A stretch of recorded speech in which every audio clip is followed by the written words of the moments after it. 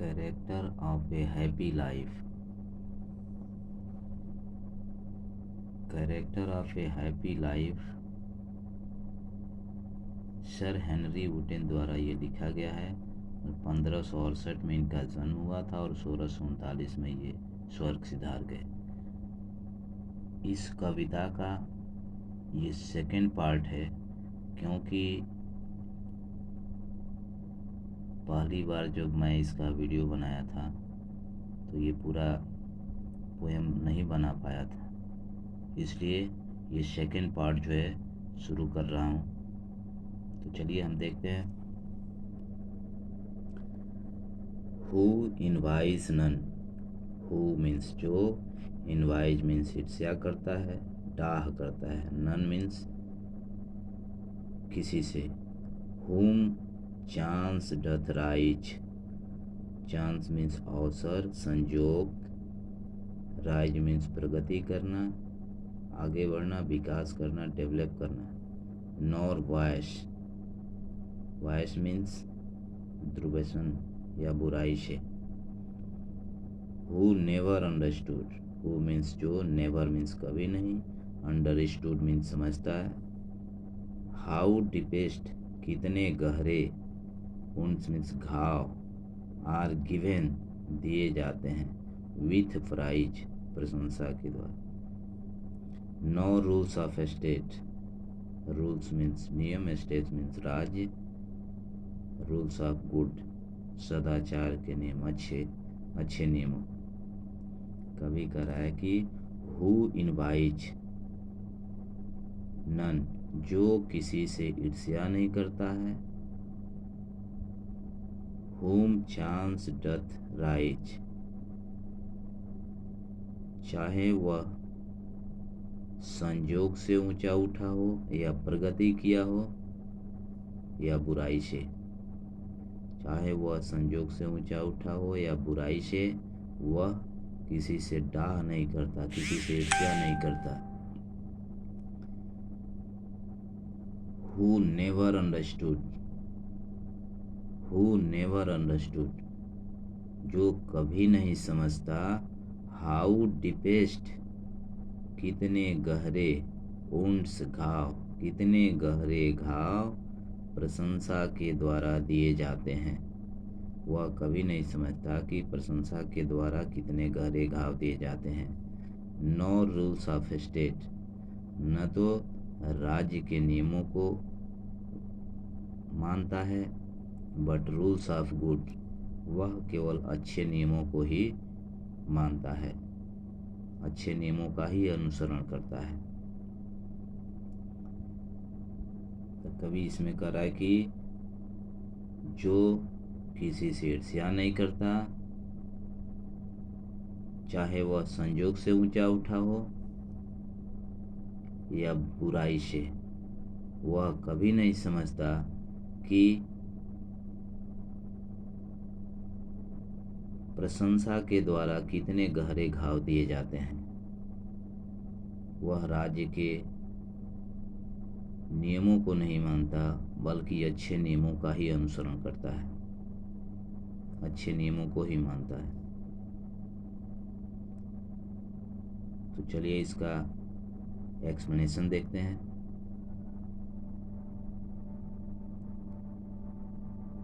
सबसे पहले रेफरेंस में लिखेंगे, रेफरेंस में लिखेंगे कि these lines have been taken from the poem Character of a Happy Life, written by Sir Henry Wotton। Context में लिखेंगे, in this stanza the poet tells us the happy man is free from envy and pride. He follows the rules of goodness। ये तो हो गया context. Reference में लिखेंगे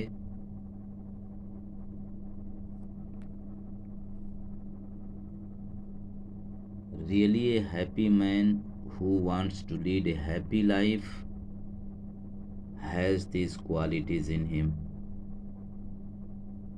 He does not feel any ill will for others. Those who have become great by chance or by dishonest means. He does not know that much harm can be given to a person by praising him. He never does it. He does not recognize any other rules of government except the rules of goodness.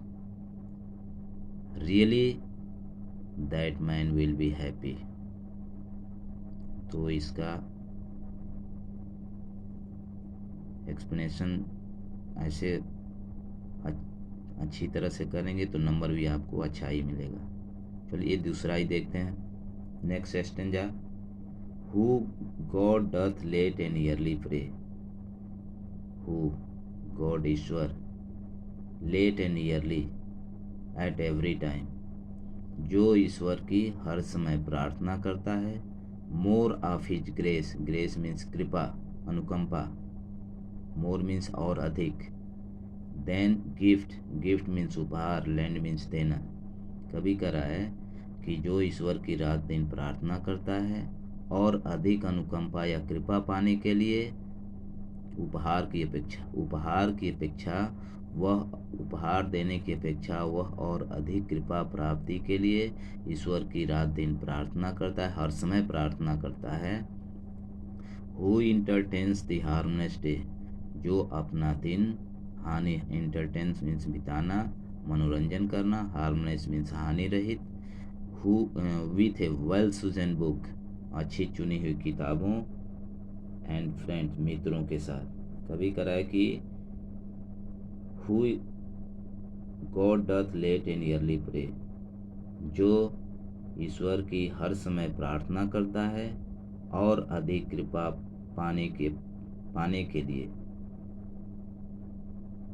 उपहार की अपेक्षा और अधिक कृपा पाने के लिए वह हर समय ईश्वर की प्रार्थना करता है और अपना दिन जो हानि रहित बिताना चाहता है चुनी हुई किताबों और मित्रों के साथ।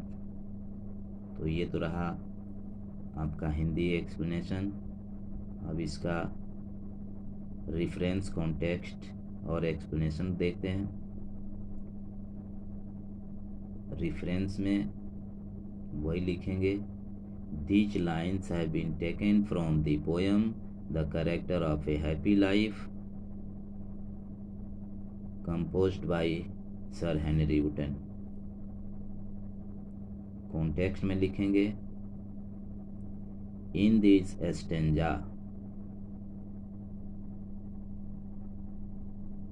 the poet describes the piety of a happy man। Explanation में लिखेंगे, The man who wants to lead a happy life should pray to God every day, in the morning as well as in the night. He should pray to God in the hope of obtaining God's mercy. He does not pray that God will be happy and he will give him any gift or any other advantage to him. There is no selfish motive in his prayer. He prays to God only for his mercy and favor towards mankind. He does not like to harm anybody. He passes his time in the company of good friends or good books. I assure you 100% guarantee that man will be very happy. Next, this man is free from surveillance. This man means यह आदमी, surveillance means दास्ता के बंधनों से मुक्त होता है। Of hope to rise or fear to fall, उन्नति की आशा, fear to fall, पतन का भय, उन्नति की आशा और पतन का भय जो दासता के बंधन है, उनसे यह आदमी स्वतंत्र होता है, फ्री होता है, मुक्त होता है। लॉर्ड्स ऑफ हिमसेल्फ दो नॉट ऑफ लैंड्स, वह स्वयं का मालिक होता है भले ही उसके पास भूस्वामी न हो। एंड हैविंग नथिंग, और उसके पास कुछ न होते हुए भी ही है था, उसके पास सब कुछ होता है। तो इसका चलिए एक्सप्लेनेशन देखते हैं। रेफरेंस में सेम वही रहेगा, कॉन्टेक्स्ट में the poet points out that the poet finally points out that the necessity of freedom from all temptation and fear।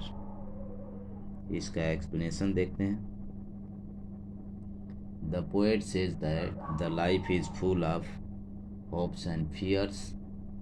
The man who wishes to lead a happy life should avoid both. He should not work like a slave in the hope of successful achievement. He should not fear to face failure. These things should not disturb him. He should be master of himself, although he has no worldly possession. He will have self-respect and his outlook will be independent. That man will be very happy। तो हमें आशा है कि ये 3 stanza आपको अच्छी तरह से समझ में आएगा, और एग्जामिनेशन भी उसे देखा जाए तो आप थोड़ा सा कंसीडर करेंगे तो अच्छी तरह से इसका और better, more and more better you can write. It is, I don't say that you will have to write the same stanza what I have told you, but you can imagine yourself and write more and more better। Thank you।